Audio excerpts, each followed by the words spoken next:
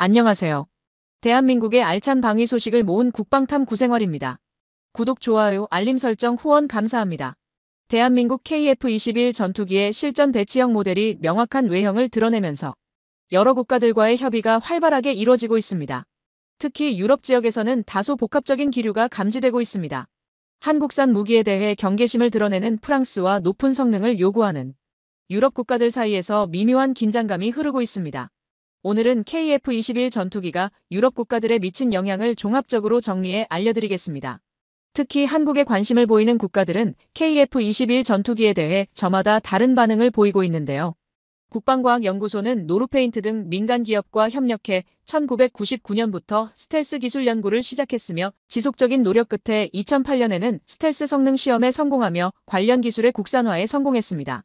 이 시기에 확보된 기술은 대한민국의 5세대 전투기 개발을 현실화하는 데 중요한 밑바탕이 되었습니다.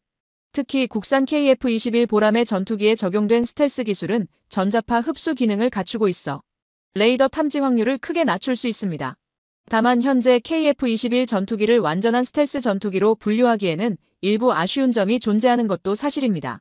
이는 현재 생산된 KF-21 블록1 기체가 4.5세대급으로 주로 무장체계 중심으로 설계된 데 따른 결과입니다. 이러한 이유로 세계적인 5세대 전투기인 F-35와 비교할 경우 스텔스 성능 면에서 약간 부족하다는 평가가 나올 수 있습니다. 그러나 이것이 KF-21 전투기의 은폐 능력이 낮다는 뜻은 아닙니다. 세계 최고 수준의 스텔스기로 평가받는 F-22 랩터나 F-35와 비교하면 일부 세부 항목에서 부족할 수 있으나 주요 군사 강국들이 보유 중인 전투기들과 비교하면 KF-21은 결코 뒤처지지 않는 기술력을 갖추고 있습니다.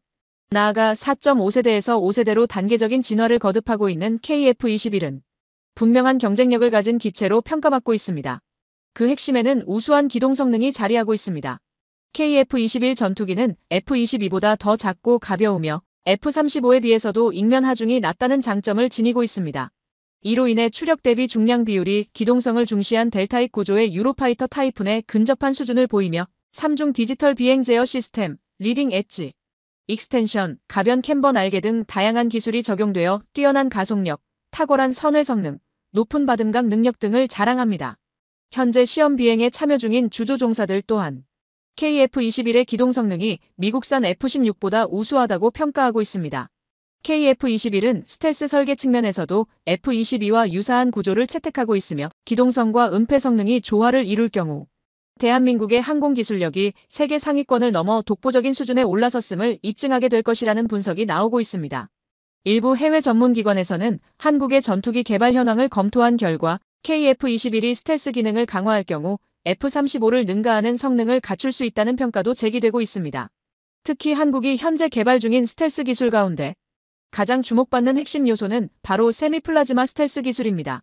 중국 역시 해당 기술 확보를 목표로 약 50조 원 이상의 예산을 투입해 전투기 개발 사업을 확장하고 있으나 은폐 성능에서는 여전히 기술적 격차를 극복하지 못하고 반복적인 실패를 겪고 있습니다.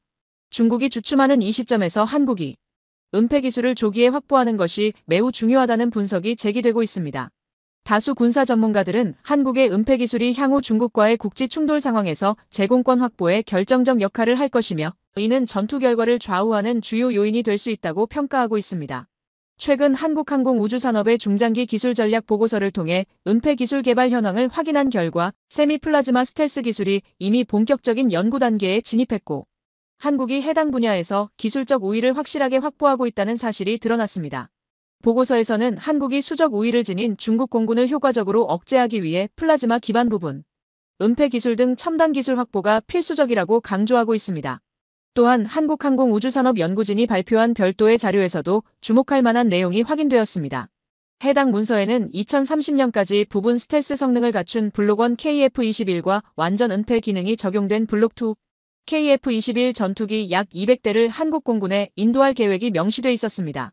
한국은 초정밀 가공 역량과 반도체 기반 기술을 바탕으로 플라즈마 기반 은폐 기술을 개발 중이며 이미 시스템 아키텍처 구성을 완료하고 주요 핵심 기술 확보에 착수한 상태입니다. 또한 은폐 기능을 위한 차세대 신소재 개발 분야에서도 의미 있는 기술 성과를 거두고 있습니다. 한국이 개발한 은폐 전용 신소재는 메타물질 기반으로 향후 플라즈마 은폐 기술과 결합되어 국산 전투기의 완벽한 감지 회피 능력을 실현할 수 있을 것으로 기대되고 있습니다. 이러한 기술 축적은 KF-21 전투기가 완전한 스텔스 편대를 구성할 수 있는 가능성을 점차 높이고 있습니다. 스텔스 전투기 개발의 후발주자인 한국은 기존 항공기의 한계를 극복하기 위해 기체 표면에 특수 도료를 적용하는 방식은 물론 플라즈마와 전자파를 활용한 레이더 반사율 저감 기술도 병행해 연구 중입니다. 한국이 추진 중인 기술 개발 계획에 따르면 2026년 KF-21 블록2 전투기에 은폐 도료를 적용하고 2030년대 중반 KF-21 차세대 모델에 플라즈마 은폐 기술을 본격적으로 도입할 예정입니다. 이러한 기술 개발이 성공적으로 이뤄질 경우 한국은 단기간 내에 중국과 일본을 앞서고 미국과 동등한 수준의 첨단 방산 기술력을 확보하게 될 것으로 예상됩니다. 국제사회에서는 독자적인 기술력을 확보하지 못한 국가는 결코 강대국으로 성장할 수 없으며 결국 타국에 의존하거나 종속될 수밖에 없다는 평가가 지배적입니다. 최근 한국의 항공 무기 수출이 빠른 속도로 증가하고 있으며 전투기뿐 아니라 헬리콥터 수출도 본격적으로 확대되고 있습니다. 이와 더불어 KF-21 전투기에 관심을 보이는 국가들도 지속적으로 늘어나고 있습니다.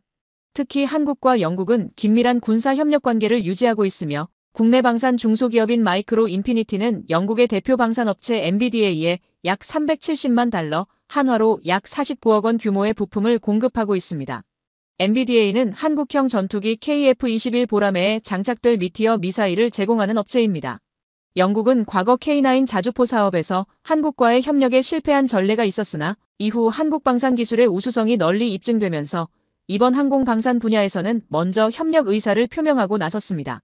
최근 열린 판버러 에어쇼 현장에서도 양국 간 공식 회담이 이뤄졌으며 한국국방과학연구소와 영국국방과학기술연구소는 공동 연구 및 정보 교류를 신속히 확대하고 조속한 실질적 성과 도출을 위해 협력하기로 합의했습니다.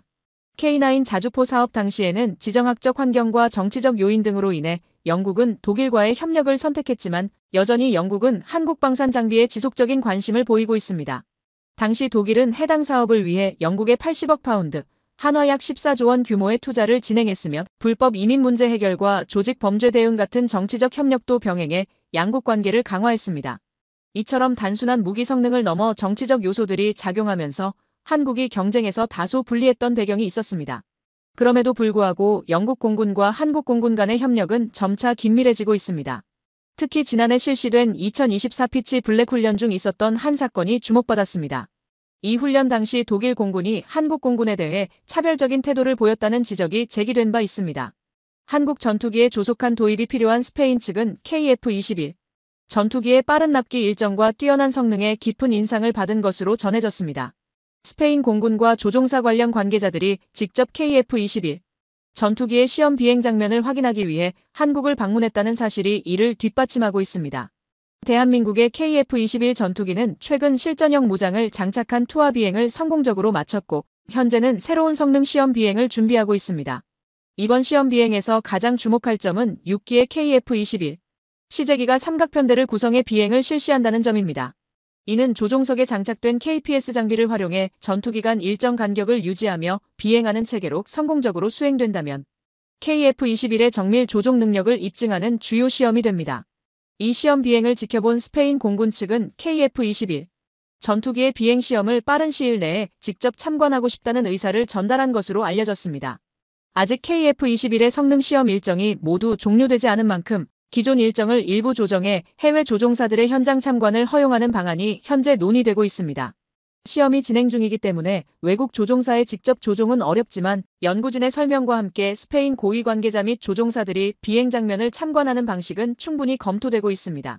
스페인이 KF-21 전투기에 큰 관심을 갖게 된 배경에는 한국의 T-50 고등훈련기 성공 사례가 중요한 영향을 미쳤습니다. 현지 언론 보도에 따르면 노후화된 F-5 훈련기를 대체하려는 스페인 정부는 한국의 T-50을 가장 유력한 후보 가운데 하나로 보고 있습니다.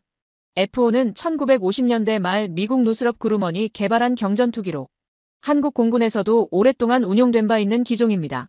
스페인 공군은 현재 F-18 호넷과 유로파이터 타이푼을 보유하고 있으며 차세대 조종사 양성을 위한 새로운 고등훈련기 도입이 시급한 상황입니다.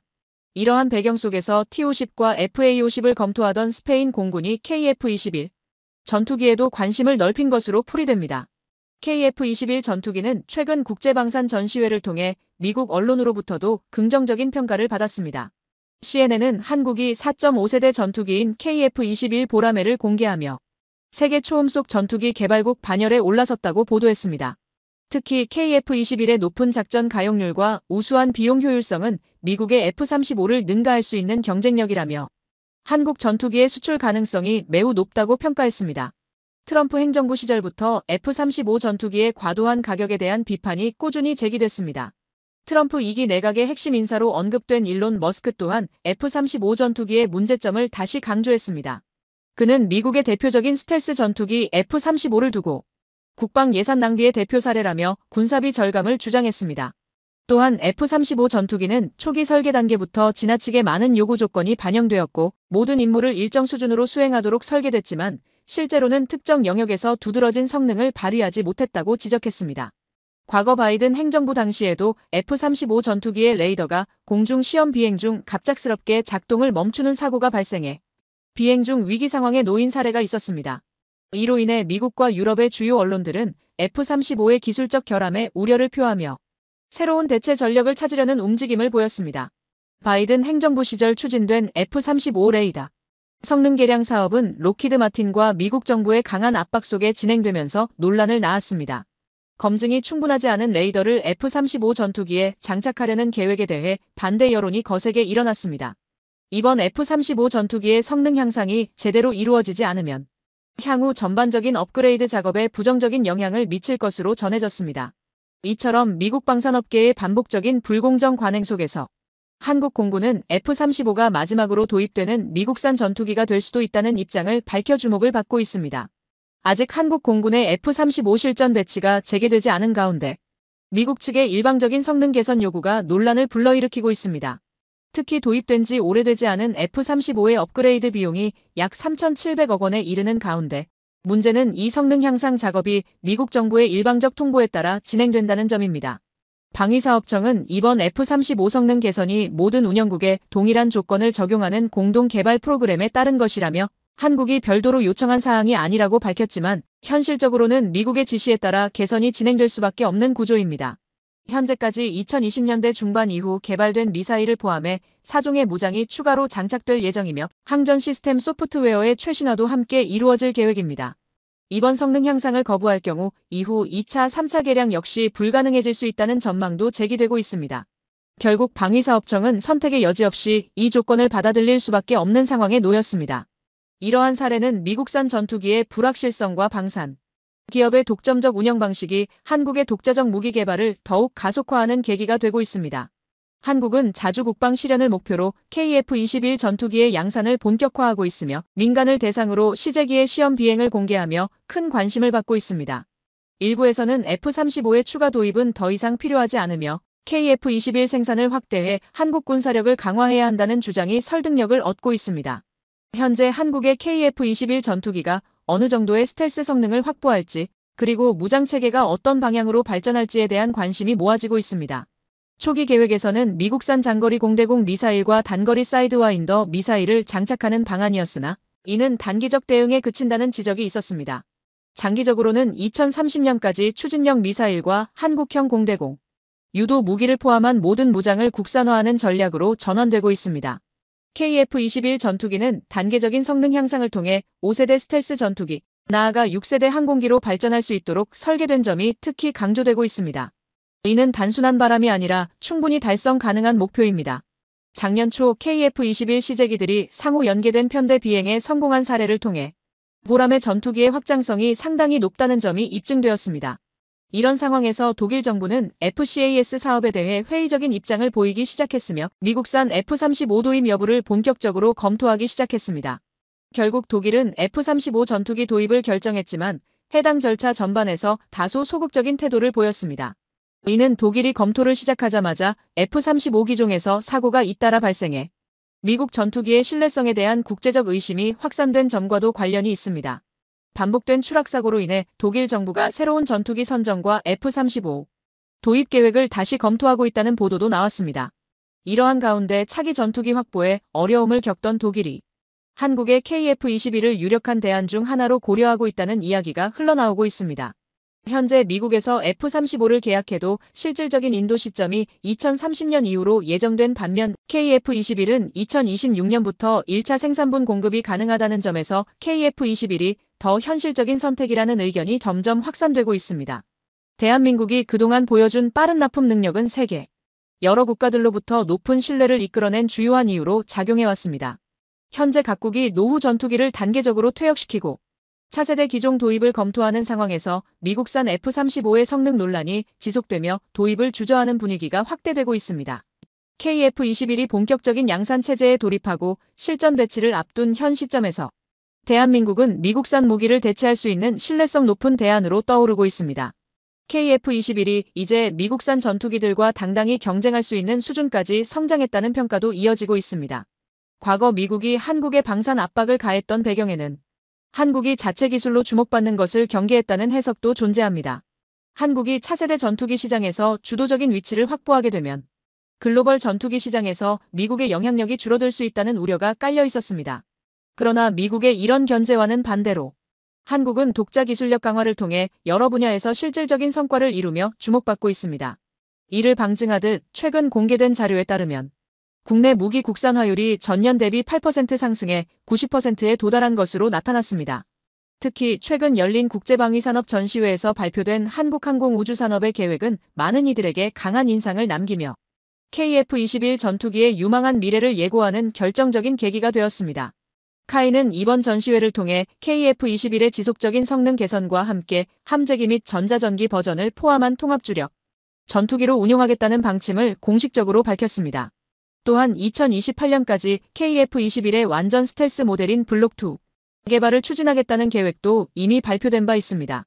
블록2 단계에서는 KF-21의 정밀 유도폭탄과 국산 초음속 공대지 미사일이 장착되어 실전 배치될 예정입니다. KF-21 보람의 플랫폼을 기반으로 함상 운용형 전투기와 전자전기 버전을 포함한 모든 라인업 개발을 7년 내에 완료하겠다는 목표가 제시되었습니다. 이 같은 계획을 공식 석상에서 선언한 것은 외산 전투기 의존도를 점차 낮추겠다는 의지를 밝힌 것이며 동시에 수출 경쟁력을 갖춘 전략적 무기로 KF-21을 육성하겠다는 전략으로 해석되고 있습니다. 실제로 한국은 전투기 개발에 착수한 지 오래되지 않았지만 훈련기 부문에서는 높은 기술력과 경험을 축적하고 있으며 미국 보잉과도 미국 훈련기 사업에서 경쟁했던 이력이 있습니다. 미국은 시제기 시험 비행 이후 보통 5에서 8년에 걸쳐 양산 단계에 들어가지만 한국은 독자적인 신속 정밀 개발 시스템을 통해 전례 없는 속도로 전투기 생산을 추진하고 있습니다. 반면 미국산 무기의 국내 도입 비중은 전체 대비 6% 감소하며 사상 최저 수준을 기록했습니다. 이는 한국이 더 이상 미국 무기에 크게 의존하지 않아도 된다는 점을 보여주는 상징적인 사례로 육해공 전 분야에서 한국산 무기 체계가 빠르게 성장하며 자립 기반을 강화하고 있다는 증거로 받아들여지고 있습니다. 현재 미국의 로키드 마틴조차 한국 군용기 산업이 예상을 넘어서는 속도로 발전 중이라는 사실을 인정하고 있습니다.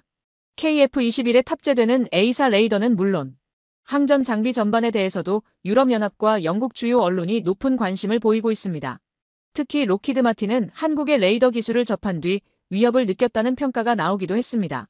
현재 국방과학연구소와 한화시스템은 KF-21에 탑재될 A사 레이더의 성능 향상을 위해 공동 개발 체계를 구축하며 협력을 지속하고 있습니다. 이번 성능 향상이 완료되면 레이더에 탑재될 질화갈륨 기반 송수신 모듈 수가 3,200개를 넘어설 것으로 예상되며 한화시스템은 이를 통해 기존보다 160% 이상 개선된 성능을 구현할 수 있다고 밝혔습니다. 이 수준의 질화갈륨 기반 레이더 반도체는 현재 KF-21 전투기의 탐지 범위 대비 최대 20배 이상 확장될 수 있으며 과거에는 점 형태로만 식별되던 표적도 훨씬 선명하게 구분이 가능해졌습니다. 이를 바탕으로 적 전투기의 스텔스 설계까지 정밀 분석할 수 있는 수준에 도달했습니다.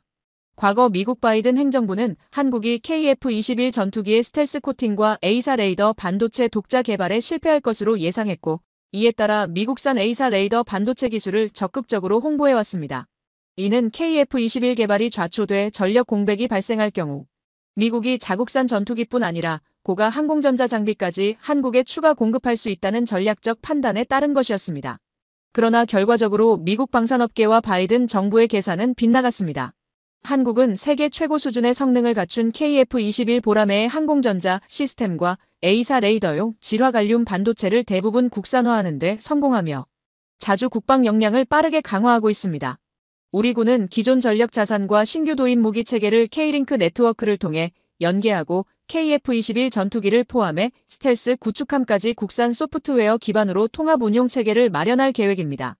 또한 과거 1,500개 수준의 9세대 갈륨비소 반도체를 적용했던 미국산 F-35 레이더 성능조차 KF-21에 장착될 질화갈륨 기반 A4 레이더가 충분히 능가할 것으로 전망되고 있습니다. 이처럼 한국의 지속적인 기술 개발과 부단한 도전은 실제 성과로 이어지고 있습니다.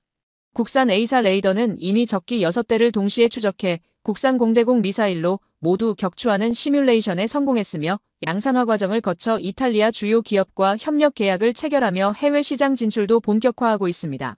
이런 흐름을 보면 대한민국이 KF-21 전투기를 독자 개발하기로 한 결정은 전략적 측면에서 최적의 선택이었다는 평가가 우세합니다.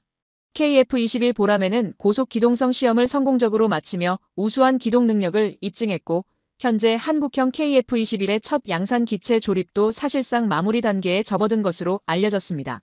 KF-21은 전장 16.9m, 날개폭 11.2m, 최고 속도 마하 1.8 항속거리 약 2,900km를 자랑하는 차세대 다목적 전투기로 다양한 시험 비행을 거치며 성능 검증이 순차적으로 이뤄지고 있습니다.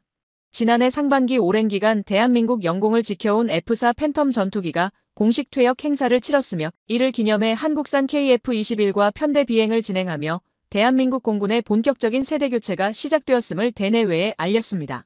KF-21 전투기는 한국 항공우주산업과 인도네시아 간의 비기술적 문제와 여러 난관을 겪었음에도 불구하고 기술적인 측면에서는 뚜렷한 성과를 이루며 성공적인 개발 과정을 이어가고 있습니다. 최근 실시된 시험 비행에서는 KF-21 시제기가 델타 편대를 구성한 채 마하 1.8 이상의 속도로 고기동 비행을 선보였습니다. 이와 같은 결과는 한국산 전투기가 초음속을 돌파한 이후 더 높은 속도로 기동 성능을 극대화했다는 점에서 미국산 F-35보다 우수한 기동성을 입증했다는 평가를 받고 있습니다. 특히 저고도와 고고도에서의 이륙 및 다양한 기동 테스트에서 탁월한 성능을 보여주며 기존 전투기들과는 확연히 차별화된 수준을 나타냈습니다. KF-21의 속도와 기동 능력은 단순한 기술 사양으로만 이해될 수 있는 부분이 아니며 이를 실제로 구현해내는 과정은 매우 복잡한 절차를 요구합니다. 마하 1 이상의 초음속 비행 시 강력한 공기 저항으로 인해 기체 표면과 날개 주변에 충격파가 발생하고 이는 항공기 구조와 비행 안정성에 큰 영향을 미칩니다. 이러한 물리적 제약은 단순한 엔진 출력만으로는 극복하기 어려우며 고도의 유체역학 설계와 정밀한 구조 분석이 필수적입니다. 그러나 한국의 KF-21 보람의 전투기는 정교한 기체 설계와 엔진 출력을 정밀하게 조율해 마하 1.8 돌파 후에도 안정성과 기동 성능을 동시에 확보했음을 보여주고 있습니다. 음속의 약 2배인 마하 1.8, 즉 시속 약 2,200km는 미국 F-35 전투기의 최고 속도를 웃도는 수준이며 F터버너를 사용하면 한국산 전투기의 실질적 속도는 더 높아질 수 있습니다. 이처럼 고속 기동이 가능한 상황에서도 조종사의 생존성과 임무 수행 능력을 유지하기 위해 KF-21 조종사들은 고속 기동 전투에 특화된 전문 훈련을 반드시 이수해야 합니다. 현대 공중전에서는 스텔스 성능과 레이더 기술이 핵심 역량으로 꼽히지만 최대 속도가 높을수록 기동성과 생존성 역시 향상되기 때문에 속도는 여전히 전투기의 핵심 요소로 간주됩니다. 특히 KF-21 전투기가 기동성보다는 스텔스 능력을 우선적으로 고려해 설계된 점을 감안할 때 이번 고속 기동 성능은 더욱 주목받고 있습니다. 세계적으로 스텔스 기술을 확보한 국가는 매우 제한적이며 현재 6세대 전투기 개발에 돌입한 국가들조차 완전한 스텔스 성능을 갖춘 사례는 극소수에 불과합니다. 그럼에도 불구하고 대한민국은 이미 오랜 기간 스텔스 기술 개발을 지속해오며 차세대 전투기 시장에서 탄탄한 입지를 확보해 나가고 있습니다. 더불어 KF-21의 높은 국산화율 역시 주요 강점으로 평가받고 있습니다. 현재 KF-21 전투기의 약 70%가 국내 기술로 제작되고 있으며 항공기 개발 경험이 많지 않았던 한국이 짧은 기간 내에 이러한 수준에 도달한 것은 놀라운 성과로 평가받고 있습니다. CNN은 한국이 자력으로 초음속 전투기를 개발함으로써 군용 항공 기술을 선도해온 국가들이 점유하던 시장에 진입했고 60억 달러 규모의 개발 사업을 통해 수출 확대와 고용 창출 효과를 동시에 기대할 수 있다고 분석했습니다. 또한 CNN은 한국의 국방력이 빠른 속도로 성장할 것이라고 전망했습니다. 당시 국제항공 박람회에서 가장 큰 주목을 받은 업체 중 하나는 한화에어로스페이스였습니다. 한화에어로스페이스는 정부와 협력하여 독자적으로 개발 중인 차세대 항공 엔진의 시제품을 선보였습니다. 이 고성능 항공 엔진은 KF-21 전투기뿐만 아니라 무인 전투기에 탑재하는 것도 고려하여 개발 중이며 출력은 1만 5천 파운드 이상을 목표로 설정하고 있습니다. 이는 현재 KF-21에 장착된 F-414 엔진과 같은 수준의 성능을 갖추는 것을 목표로 한 것입니다. 한화에어로스페이스는 KF-21은 물론 앞으로 차세대 무기체계 확보를 위해 국산 항공 엔진 확보가 필수적이며 5세대급 전투기에 장착할 엔진을 자체 생산하는 것이 매우 중요하다고 강조했습니다. 한화는 KF-21이 6세대 전투기로 진화하는 시점까지 한국형 항공 엔진 개발을 완료하겠다는 계획을 세우고 있습니다. 이 계획이 실현될 경우 KF-21 전투기의 수출 대상 국가가 대폭 확대될 것으로 예상됩니다. 한화항공 엔진 부문의 한 관계자는 언제까지 외산 엔진을 들고 해외에 나가 홍보해야 하느냐며 지난해부터 해외 바이어들의 접촉 요청이 급격히 늘어나면서 한국 방산 산업의 위상을 실감하고 있다고 전했습니다. 이상 국방탐구 생활이었습니다. 구독과 좋아요, 알림 설정을 해두시면 언제나 좋은 소식을 전해드리겠습니다. 즐거운 하루 보내세요.